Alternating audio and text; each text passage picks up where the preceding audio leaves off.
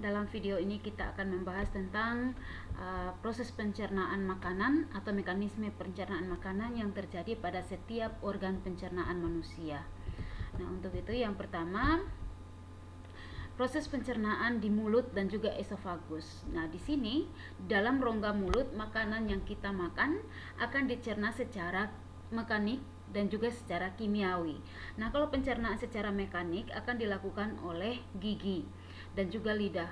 Nah, dengan cara makanan dikunyah, dihaluskan menjadi potongan-potongan yang lebih kecil. Kemudian lidah dia membantu secara mekanik juga untuk membolak-balikan makanan dan menempatkan makanan pada sisi di dalam rongga mulut dengan baik. Kemudian proses pencernaan makanan juga terjadi secara kimiawi di dalam mulut, yaitu makanan juga dicerna oleh enzim tialin. Nah, enzim ini dihasilkan dari kelenjar air liur. Dari kelenjar air liur.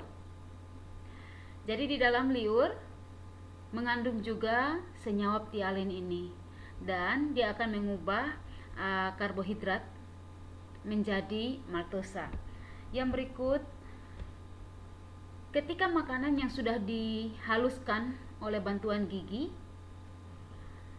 dan bercampur dengan air liur, ini akan menghasilkan suatu bentuk makanan yang sangat mudah untuk ditelan. Nah, bentuk makanan seperti itu disebut juga dengan bolus. Jadi bolus adalah makanan yang sudah bercampur dengan liur yang telah dihaluskan. Itu adalah bolus. Nah, bolus ini akan siap ditelan menuju ke kerongkongan. Jadi dari mulut, lidah akan mendorong bolus masuk ke dalam kerongkongan.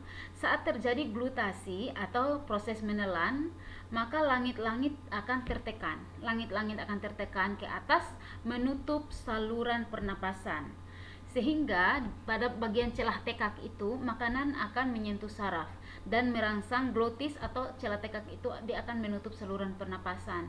Dengan demikian, makanan yang akan melewati celah tekak menuju kerongkongan atau esofagus, dia tidak akan masuk ke saluran pernapasan, karena antara saluran pernapasan dan saluran makanan menuju ke saluran kerongkongan itu terdapat klep yang disebut dengan glotis maupun epiglotis.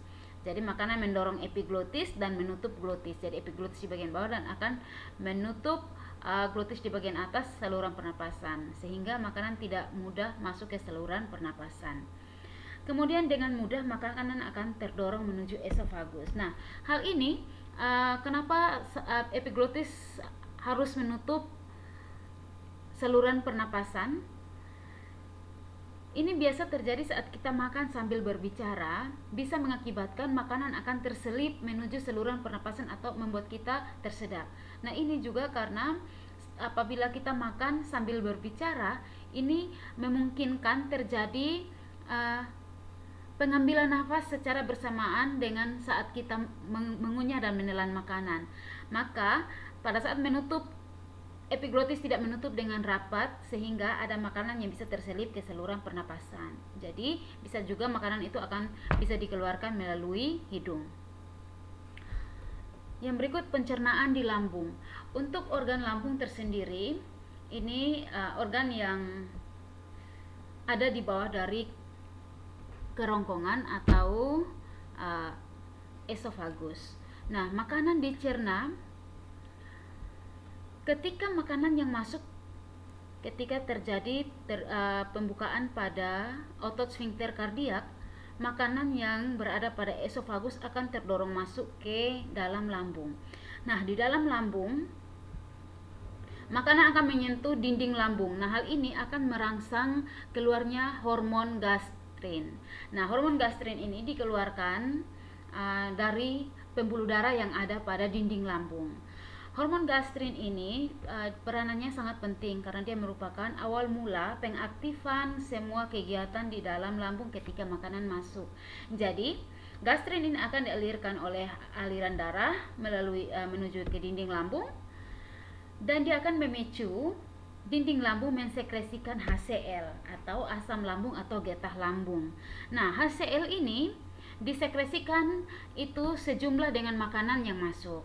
Jadi tidak akan berlebihan, tapi dia disekresikan cukup untuk membantu proses pencernaan di lambung. Nah, HCl ini dia punya tujuan yaitu mematikan kuman dan bakteri yang masuk bersama bolus, kemudian mengaktifkan enzim pencernaan. Nah, enzim pencernaan yang ada di lambung itu ada pepsinogen, kemudian ada renin dan juga lipase.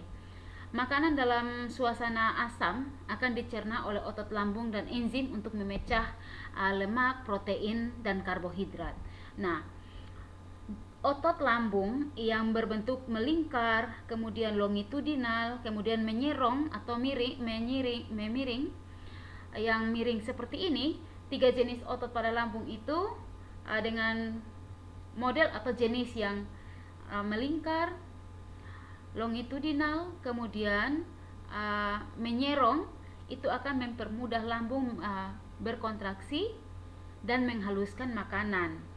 Jadi bolus yang dari mulut itu lebih dihaluskan lagi di lambung. Nah, untuk itu makanan yang akan dicerna di dalam lambung membentuk bubur atau kim. Jadi ini dia sudah teksturnya lebih halus lagi daripada bolus yang dari mulut. Nah, ketika makanan yang dicerna di lambung ini sudah membentuk bubur atau kim ini dia otomatis sudah bercampur dengan HCl atau asam lambung. Nah, sifat asam yang ada pada makanan ini dia akan menyebabkan otot sphincter pylorus terbuka. Ketika terbukanya otot sphincter pylorus ini, maka makanan atau kim ini dia akan terdorong menuju ke usus halus. Nah, kemudian yang berikut lagi, di dalam usus halus itu makanan lanjut terjadi proses pencernaan lanjutan. Untuk lambung sendiri, ketika makanan yang masuk ke dalam lambung dalam kondisi kotor, maka akan menyebabkan beberapa gangguan. Jadi misalkan ada gastritis atau iritasi pada lambung, kemudian bisa infeksi bakteri pada lambung, sehingga makanan yang masuk ke dalam lambung itu pun harus makanan yang bersih, higienis, dan otomatis dibantu juga oleh HCl untuk lebih membunuh kuman yang kebetulan ikut masuk bersama makanan. Kemudian untuk produksi HCl sendiri, jumlah makanan yang masuk ke dalam lambung juga harus cukup.